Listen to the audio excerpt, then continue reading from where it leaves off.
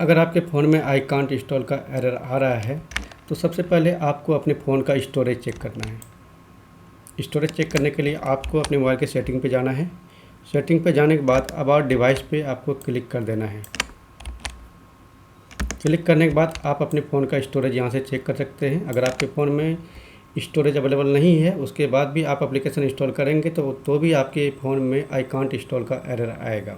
ठीक है, अगर आपके फ़ोन में स्टोरेज है फिर भी ये एरर आ रहा है तो इसको फिक्स करने के लिए आगे का प्रोसेस